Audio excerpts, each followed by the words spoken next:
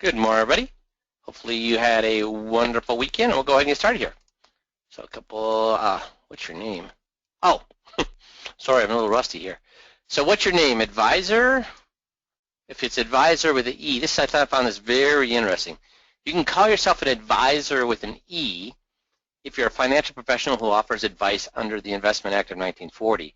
You can call yourself an advisor with an O, even if you do not carry the fiduciary responsibility. And that's from Ari Rosenbaum, who's an ERISA attorney at Rosenbaum Law, and we actually have the article that talks about that. But I thought that was very interesting that you can actually call yourself an advisor, even if you're, depending on just a little letter at the end, depending on whether you're a fiduciary responsibility or not. Let's see here. Oh, there it is. And benefitspro.com, December 2014. Well, I found this in the Journal of Experimental Social Psychology. While married couples and close friends assume they understand each other very well, they actually do not communicate any more effectively than total strangers. So what does that tell us? What does that tell us about what we do for a living? Let's see if I can get some answers to this. You're all thinking really hard. Let's see if anybody's got their thinking caps on. Got nobody. Well, I'll tell you then.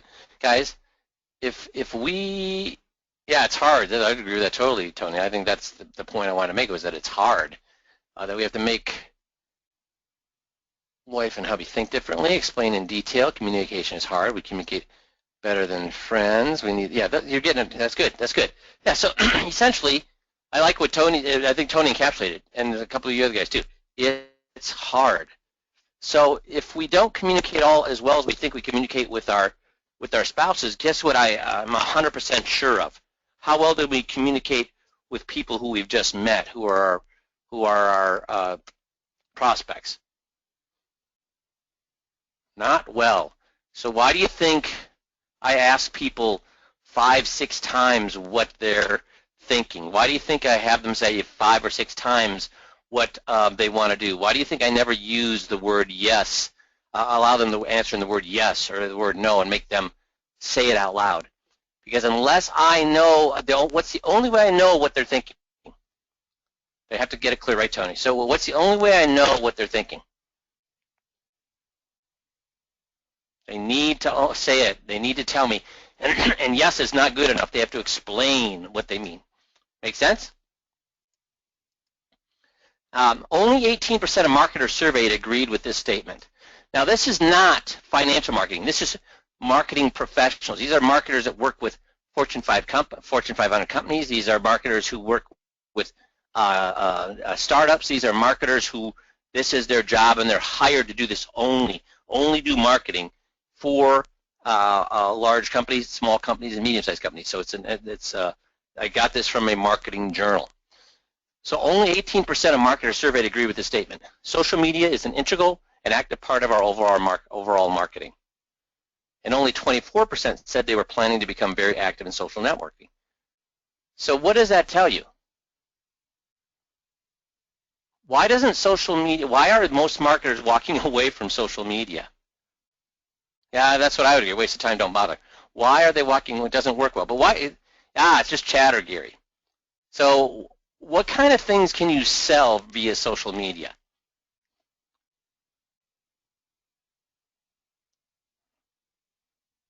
Yeah, see, and that's what they're finding is people like to chat, but are people buying things off of social media? Apps, I'd agree with that. So the reason I bring this up is, guess for how many years guys have been telling me that they're going to make LinkedIn work? And I've actually talked about one of the guys. I've told you that I have one guy out of years and years and years who finally told me he'd figured out how to make a LinkedIn work. And then I just talked to him about a week ago, and guess what I found out? It wasn't working exactly. And he's spending $2,400 a month for it not working. What could you do with $2,400 of work hiring some LinkedIn service is going to make you millions of dollars? Because, here's what's happening. He's setting a ton of lunch appointments, because that's what this service does. It sets some lunch appointments with LinkedIn. Guess what comes of that? Nothing. So why? Why is nothing coming from all these lunch appointments that he's being setting for LinkedIn? What is that other person looking for? What's that other person doing? He's not even looking for info. What are they looking at doing? The same thing, Bill. You got it. The same thing. So you're having lunch, and you're both trying, and you're paying for lunch for him to be trying to get something out of you. At the same time, you're trying to get something out of him. So all you're doing, you're trying to sell each other, Mark. So great. I'm paying for lunch for us to sell each other. So is he interested in anything that I have to say? Is he interested in anything that I have to say? No. He wants me to be interested in what? What does he want me to be interested in? Stuff. So all I'm doing is doing this sword crossing the whole lunch, right? And yeah, he acts like he's interested, just like you're. Guys, are you interested in what he? Here's the true point. Are you interested in what he has to say? So if you're not interested in what he has to say, guess what? I guarantee you, he's not interested in what you have to say. So but we all want that. We all want that miracle cure, right? Guess what? When it comes to marketing, guess what kind of miracle cures exist? None. So today I want to talk about the goose who laid. Well, that's very nice of you to say, Bert. The goose that laid the golden egg. And who is the goose that laid the golden egg? Well, we're going to talk about that in a second, but see if you can guess who that is here as we're going through. Bert. So first thing I want to remind you is when you bring on a client, what should go out that very same day? When you bring on a client and they sign paperwork, what should go out that very same day?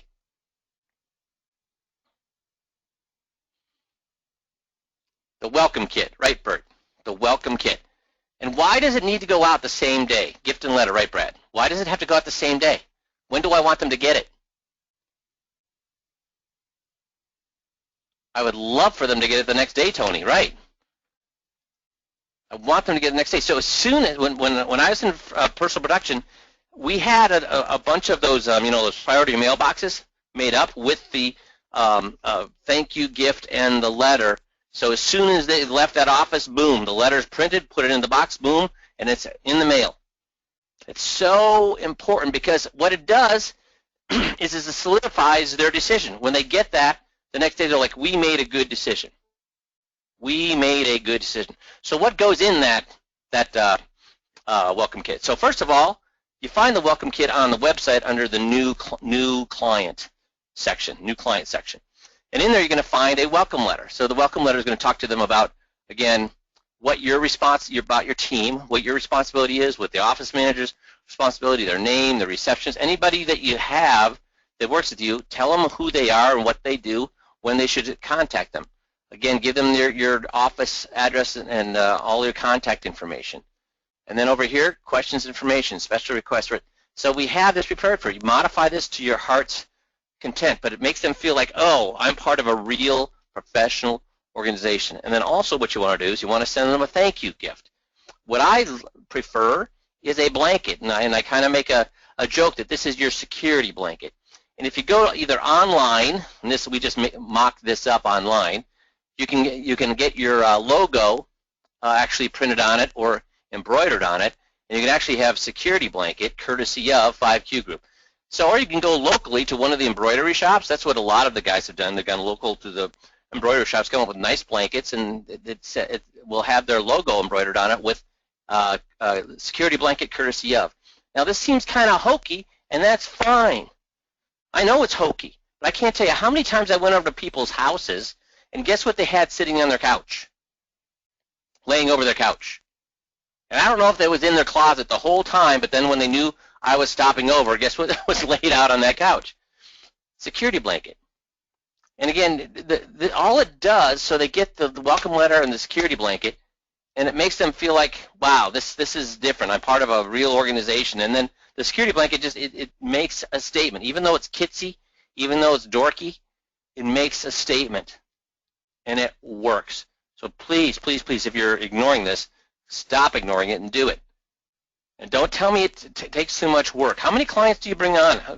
Hey, what's a good advisor? How many clients does a great advisor bring on per month?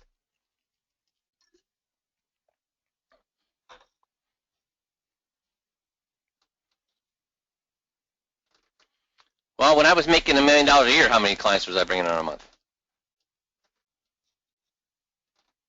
Yeah, about 10. So guess what? Missy, did we have any problem getting these 10 kits out per month? No, not at all. It's not a hard process, guys. So if we can get 10 out, guess what I know you guys can do? Get out less than 10. Because my office, when I was making $1 million a year, I had Missy and a receptionist and a part-time person. That's it. So if we can do it, you can do it. So don't make excuses. You need to get this stuff done, okay? And then I also sent out a letter to their CPA and attorney. So it says, hey, your clients, Mr. and Mrs. Blank, recently became a client of mine as well. They spoke very highly of you and the work you've done for them. Please let me know if there's anything, any way that I can assist you in your work with Mr. and Mrs. Smith. I believe your transition to me went smoothly, and I want to make sure that anything we do dovetails with the work you've already done for them. If you have any questions, concerns, please feel free to give me a call at blank or email me at blank. I've also enclosed the card. With your permission, I'll drop you a note occasionally with matters of interest just to keep the lines of communication open. So what does this do for you guys when you send this? Now, when do you think this letter goes out, guys? When does this letter go out? Same day, right, Bert? Same day, Terry. Yep, same day. So what am I trying to accomplish with this letter? Is it anything about me? It's nothing about me. What is it about? Courtesy, I'd agree with that. Client, yeah, but who else is it about? Look at who I'm complimenting. They spoke very highly of you and the work that you've done for them. Did you see that, Missy, or somebody saying CPA letter link is not working? So we'll check on that. Steve? So this is talking, it's complimenting them. It's telling them that, hey, you've done a great job. And then it's saying, I'm here to help you help the client. So if you have any problems, give me a call. Now here's the thing. If you do this with every single client, clients come to you in chunks. So what happens when an accountant receives 10 of these letters in a year from you? What does that tell the accountant? What happens when the accountant receives 10 of these in a year? Yeah, this guy is good. That's right, Bobby. This guy is good. Maybe I need to what? Now, when I say I may start dripping on you, what am I talking about there? May drop you a note occasionally with matters of interest. What am I talking about there?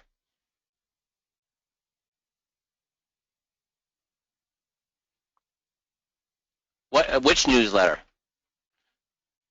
Aha, the CPA newsletter, Tony, which goes on your letterhead, and that's on the website under the epidemic marketing, under the marketing section. So we actually have a letter that you write to.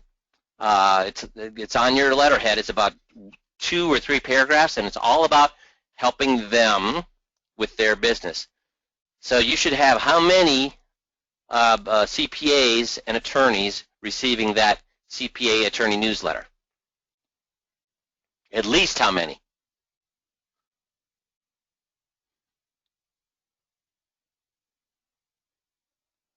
That's a trick question. It's not a number. What is it?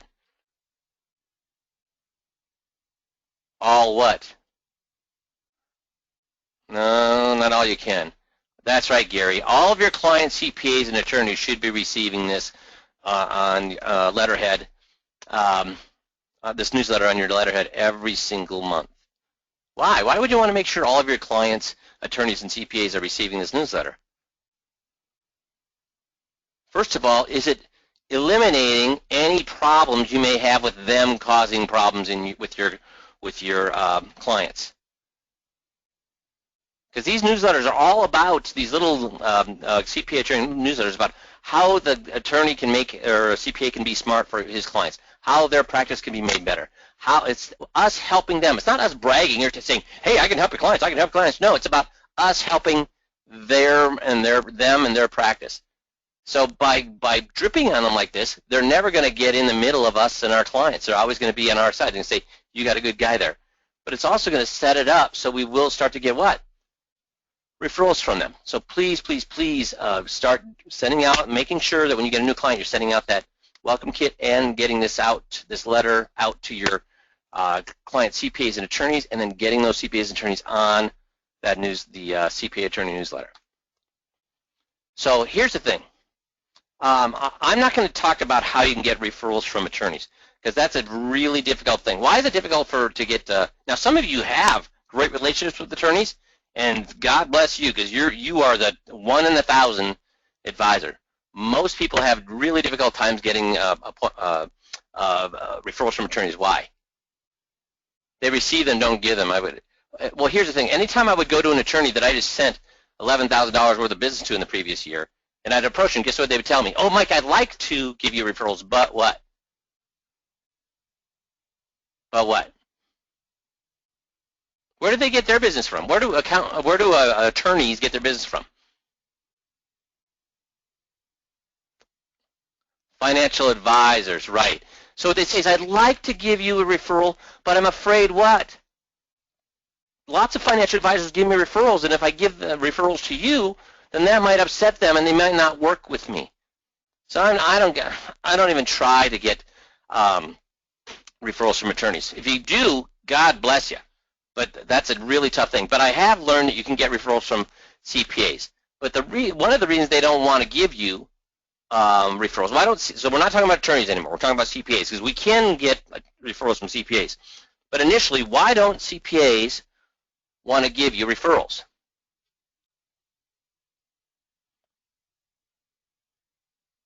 Yeah, there you go. Everybody's saying the risk, protect their clients, scared to lose a client. So here's the thing. We're not in the accountant's circle of trust, are we? Because what do they think we're going to do? Help their clients or what? What do accountants think we're going to do? Help their clients? Sell them. And if we sell them, what are they afraid we're going to sell them? So, yeah, we're going to strong arm them. We're going to sell them stuff that's going to get them in bad stuff. Exactly. So we're not in the circle of trust. So that's the number one reason CPAs don't want to refer to us. Because how much do CPAs care about their clients? Do CPAs care about their clients? Yeah, they do. They love their clients. They want to protect their clients. And we're not in the circle of trust. So because they think we're going to try to hurt their clients. The other thing is, when we say, hey, would you like to increase your business?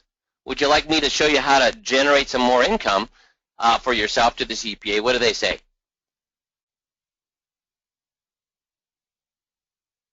They do say no. Why do they say no? It's not that, do CPAs not want more money? Do tax preparers not want more money? Ah, that's right, Bob. They don't want to feel like a huckster. They're afraid that if they get a share of the commission and their client says, hey, do you get anything from working with this advisor? And if they say, yeah, we share the commission, what does that make the accountant feel like? Yeah, sleazy, slimy. They don't want to feel like a sleazy, slimy salesperson. So when you say, hey, would you like more income, it's not that they wouldn't like more income. They just don't want the income coming from commission. Does that make sense? They don't want to be telling their clients that they're getting paid commission for you selling them things. So 2 reasons so far that the accountants don't refer to you. Number 1 is they don't trust you that you're going to not sell their client and sell them crappy stuff. Number 2, they're certainly not going to refer to you if they don't get compensated, but they don't want to be compensated, at least not in the way that we've promoted to them that, hey, you need to get licensed and we'll share the commission with you and blah, blah, blah. No, they don't want any of that because that makes them feel like what? Now, guys, push comes to shove. Do attorneys and CPAs get commission? Do they get commission? Yeah, they do, but they call it what? Instead, they call it what? Yeah, they call it fees. But it's still commission. I mean, if you do something for somebody and they charge you a fee for that, it's a what? It's a commission. They don't want to be called, they don't want to be told that they're being paid commissions. Make sense? Here's the third reason, and somebody referred to this earlier. How long does it take an accountant to build up that clientele? Years, exactly. Do they want to screw that up? So if they start referring people to you, you do bad things or you don't handle the people correctly or you try to strong arm them, they're going to blame the accountant, and then what's going to happen to their clientele that they had built up over years? It's going to degrade that. It's going to start to erode that. So the 3 big reasons they don't want to refer to you is, number 1, they don't trust that you're not going to go sell their clients all sorts of bad things. Number 2 is they don't want to be looked at as a sleazy salesperson themselves. And number 3, they don't want you to harm their income flow by damaging the amount of people coming in to do taxes. Does that make sense? Do you see why CPAs don't want to refer to you?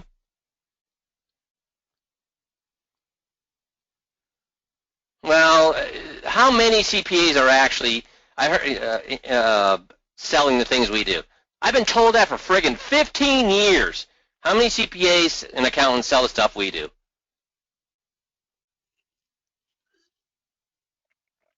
Yeah, 1 in 20. So am I really worried about that crap? And dudes, I work with CPAs and accountants and help them do this. They've been trying for years to sell people stuff, and they weren't successful until they worked with me. So even the ones that sell stuff, guess what? They can't. So we got 1 in 20 that actually are competing with us, and those 1 in 20, how good are they? Not good until they have a system to help them do that. And the reason they like our system is, do we sell or are we consultative? We're consultative, exactly. So it's they are very successful with our system, but everybody else's FMO systems is built on what? Consulting or selling? So the other accountants are out there trying to, anyone accountant at 1 in 20 that is licensed and is trying to make a business, make a living or increase their income doing this, is not having any luck. So am I really worried about accountants doing the same thing I do? Not even. Make sense? So last August, I started working with a gentleman in Denver who had done a fabulous job using CPE credits to get in front of accountants. He'd gotten in front of about like 300 accountants, but he couldn't get them to refer to him. So he met a lot of accountants. They all loved him, but they weren't referring to him. So even though for 15 years I said we can't work with CPAs, we can't work with CPAs, we can't work with CPAs, thank you, Mark, for making me try to work with CPAs because we figured it out. And what we did is we sat down and said, okay, let's instead of saying we can't work with CPAs, let's figure out why we can't work with CPAs. And why can't we work with CPAs? We just talked about it. What are the 3 reasons? What are the 3 reasons? They don't trust you exactly, number 1. Number 2 is what? What's number 2? They don't want to be paid with commissions. And number 3 is they don't want to screw up their income flow by having us erode their client base. Exactly. So those are the 3 reasons. So Mark and I put together a CPA system that's worked really well. So we only have about 5 guys using the CPA system right now, but all of them have had great luck with it. Now I would tell you straight out, though, that they have not had great luck with this CPA system by going out and finding new CPAs, knocking on doors. Because I don't want them doing that. Guess who I want them approaching? What kind of CPAs do I want them approaching? Do you have a CPA? Sorry. Do you have a CPA, guys? Do you have an accountant? Where can you go for your, if you have an accountant, is that the only accountant you can work with? So the first place I'm going to go to is my accountant with this system. And he's either going to work with me or what?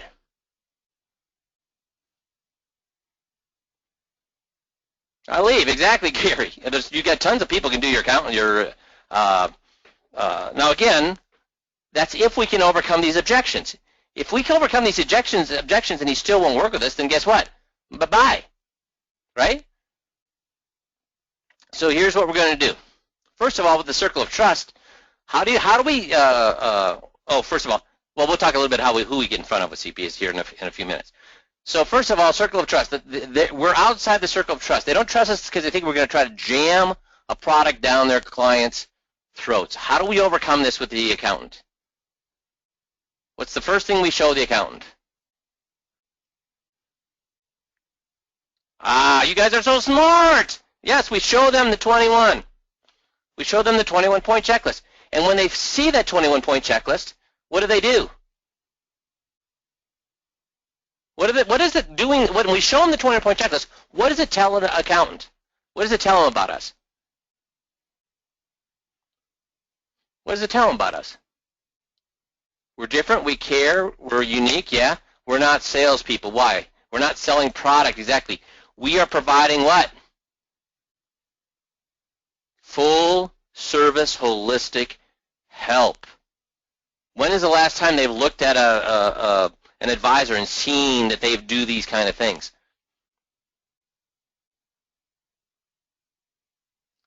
So Gary did a great thing with one of the people I'm working with, Gary, and he did a great thing where he actually redacted first of all, he got his client's permission on a 21, and they redacted his client's name out of it, and then he got it nice and bounded really professionally, and then he showed that 21 to the accountant. And guess what the accountant did?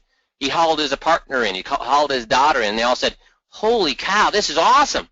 We need to show people this, and they actually got him in front of now a group of 22 accountants that he's going to speak in front of because of this. So that's the kind of reaction they have.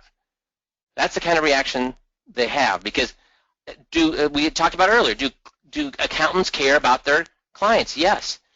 And accountants are inherently conservative or inherently aggressive?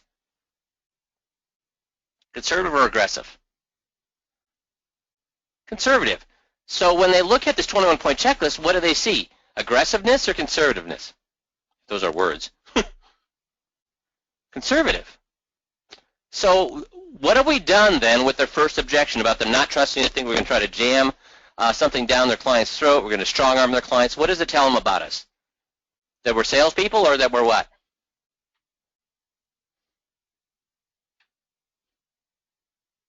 Yeah, we're not that way. That we're advisors or consultants.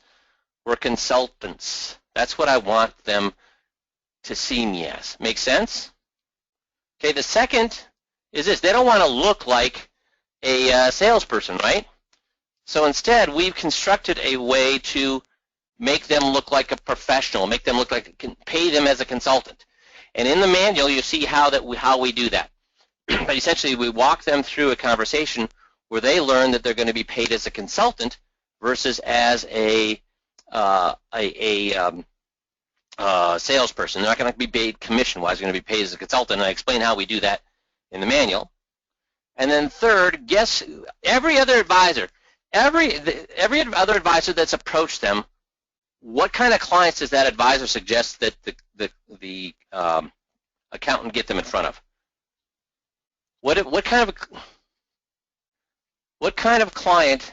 Their best and biggest, right, Tony?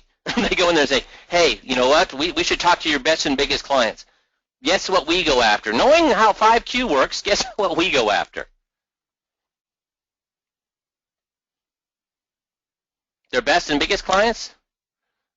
That's right, because here's what we're going to say to them. We're going to say that basically, and you'll see this all in the manual, but we're basically saying, do you have any clients that you would like to, and again, Mark in Denver did a great job of helping me come up with this. So we approach them and say, do you have any clients that are pains in the butt that you'd like to get rid of?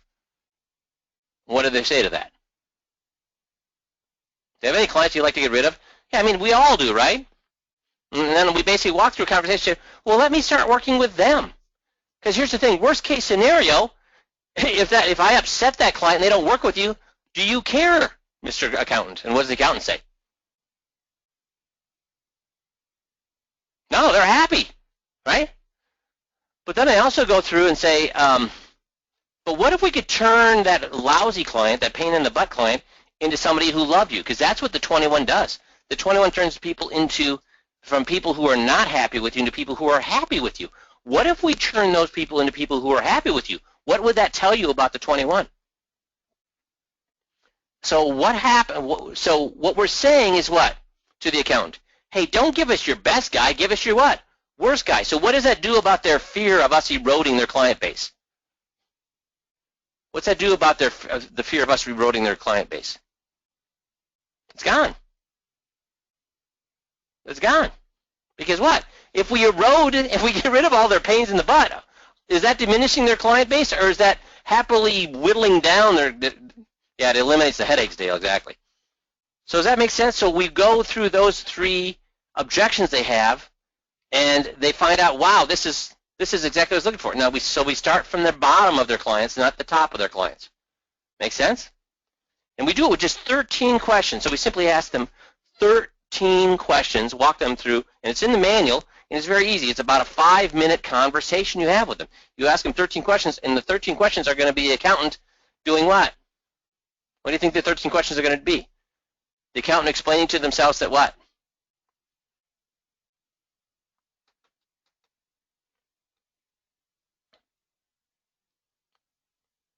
What do you think? Come on, guys. Yep, that they need to send clients to us, that they'd be foolish not to send clients to us. That's what the 13 questions are about. That they will walk themselves through a Socratic sale, telling themselves, boy, if I don't do this, I'm a blithering idiot. That's what they're going to do. That's what the 13 questions walk them through. And then, once they've decided they want to do this, I help the CPA get their people in front of us. Number one, they can either do it with a lunch and learn, or number two, ID theft letter. Now, we start out, where is the manual on the site? Missy, could you jump in there a second? Where's the manual on the site? Yeah, it's actually underneath the marketing section. And then there's a CPA system at the very bottom. And when you click on now it's just added, right? Yeah. Recently, yes. In the last few days, we added the CPA. Yep. And Steve, I did get that link fixed, so I apologize for that. So there's the manual, the welcome kit letter he previously referred to, which is also under the new client section, and then the CPA attorney letter as well. Cool, thanks. So when we start with this, how we help the CPA, because if we don't help the CPA get this going, even if the CPA wants to do it, what's going to happen? Even if they want, it's just going to die on the vine, exactly right. So what we need to do is help them get it going. So at the end of when they say they want to do this, we don't leave without what? We don't leave without what? And this is a law that we have at the events, at any meeting we have with the clients, and any meeting we have with a CPA or anybody else. We don't leave without another appointment. We do not leave another appointment. So if we're starting at the bottom, almost inherently we're going to start with what we call the ID theft letter and not the lunch and learn, because if they don't like these clients, what's the likelihood they're going to come to a lunch and learn? If they send out an invite to clients that they don't like, the ones at the bottom of the barrel, what's the likelihood they're going to come to a lunch and learn? It's going to be low, right? So instead we send out the ID theft letter, which kind of lights their pants on fire and gets them in. And here's the great thing. Just by them sending out the ID theft letter, there's 4 things we're going to do for them in the ID theft letter.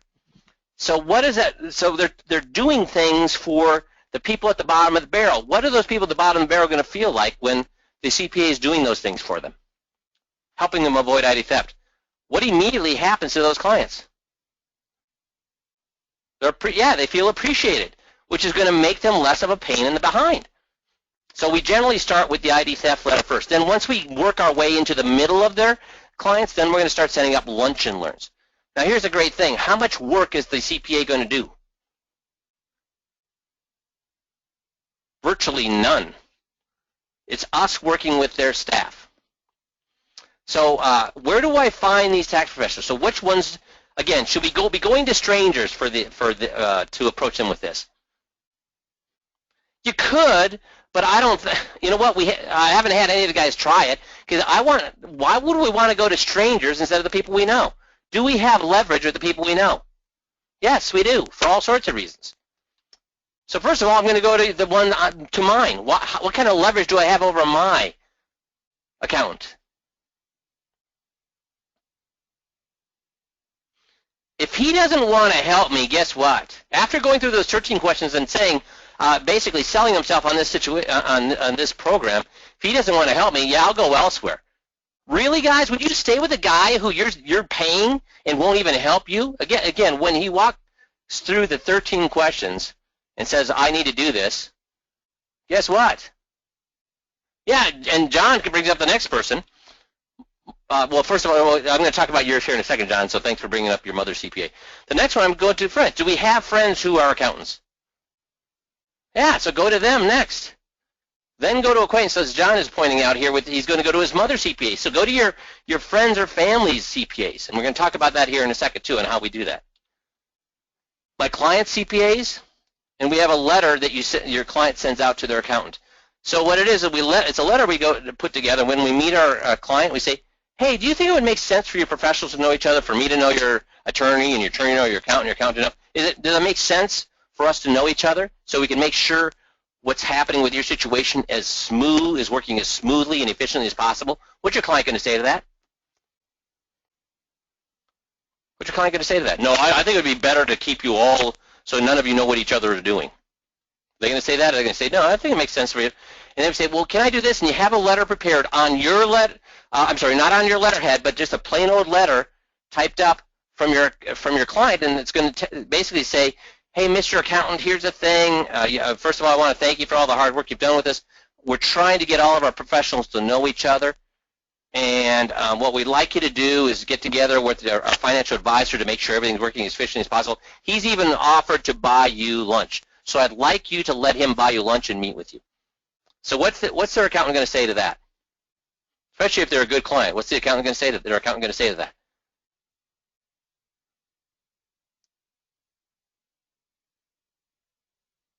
Let's see some answers. Yeah, which restaurant? Of course. Yeah, they're going to say, yeah, let's go ahead and do that. So we have that letter in the manual. And the last people I'm going to go to is cold accountants.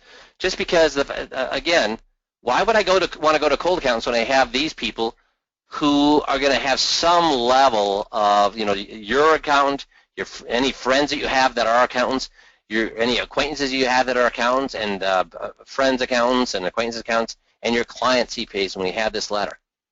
And here's the thing, how many do you need? How many accountants do you need?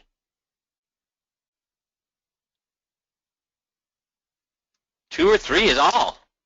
2 or 3 is all. So if you can't find 2 or 3 in the first 4 here, between yours, your friends that are accountants, acquaintances accountants, and your clients accountants, you can't find 2 or 3, then what's the likelihood? If those accountants aren't going to work with you, what's the likelihood you're going to find some cold CPA that's going to work with you, your accountant's going to work with you? Not.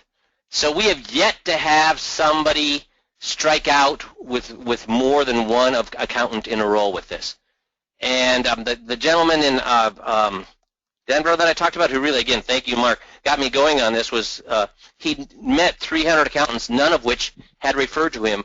And after he went through the 13 questions we came up with the next week, he immediately went out there and went through those 13 questions. He had 3 accountants say, yeah, I want in, let's do this.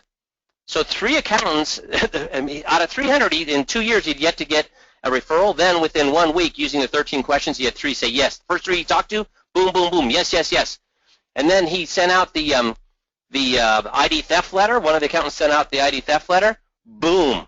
I got, I think, 9 appointments within a week with his clients. So after 2 years of getting no referrals from the clients, within a week, he got 3 accountants on board, and the first accountant that sent out that ID theft letter, boom, 9 appointments.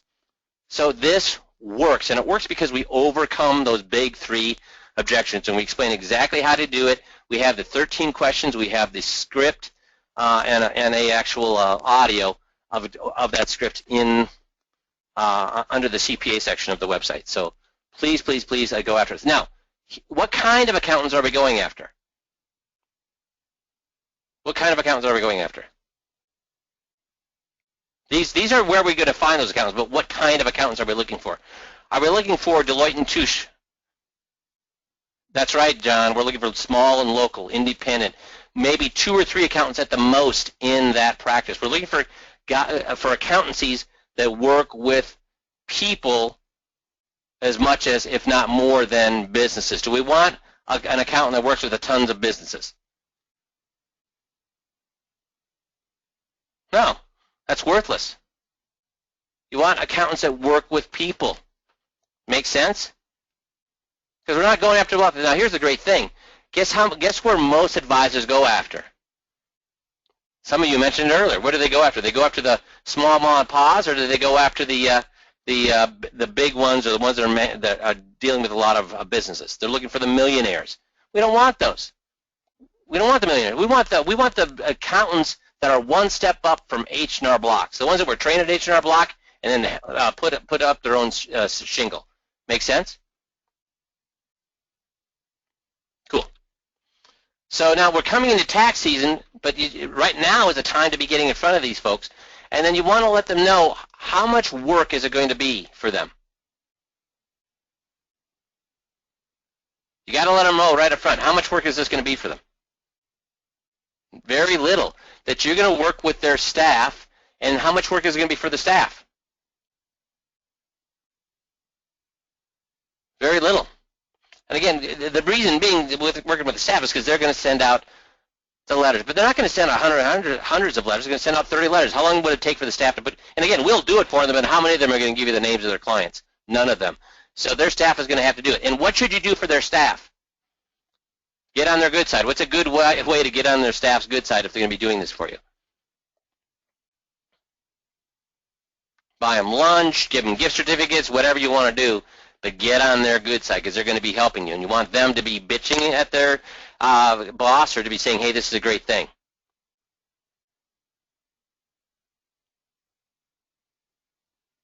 You want them to be saying, telling their boss, why are we doing this? So you want them to tell the boss it's a good thing.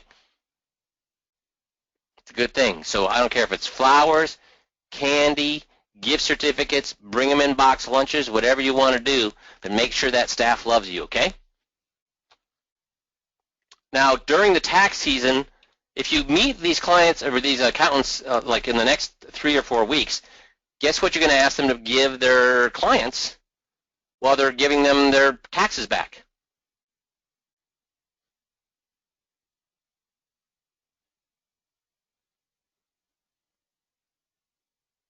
There's a hint on the website. And yeah, Tony. Yeah, ID theft letter. That'd be awesome. Absolutely. What else? The hint is, guys, it's on the screen. It's on the screen. The 21-point checklist letter, right? And they're going to say, hey, you know what?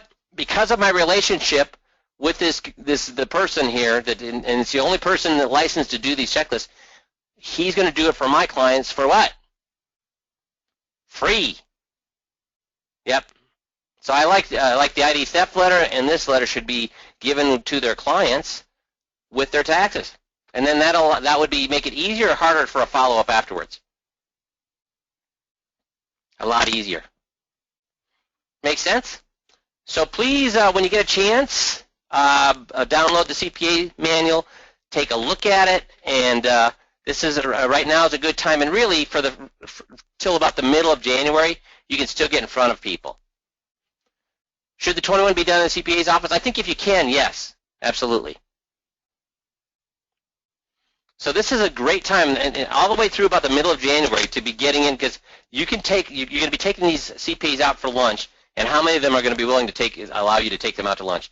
Almost the first 3 that we talked about.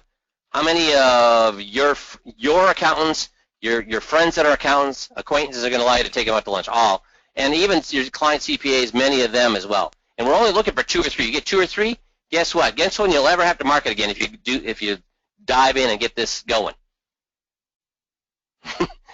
Your marketing budget is going to go diddly-do, and this works. I mean, for 15 years I said CPAs are it's worthless to try to get CPAs to refer to you. It's worthless to try to get attorneys to refer to you, and I still think it's worthless to try to get attorneys to refer to you. If you already have attorneys that refer to you, God bless you. But it's worthless putting the time and effort and trying to get those guys to refer to you. But I have learned, again, thanks Margaret for making me do this, sit down and put my brain power towards it. I've learned that guess what? You can get CPAs to refer to you. We just had to overcome those objections, and the manual will tell you exactly how to do that. Make sense? Any questions? Super duper. Then I'll let you go. You guys have a great rest of the day, and we'll talk to you all on Friday. Thanks, everybody.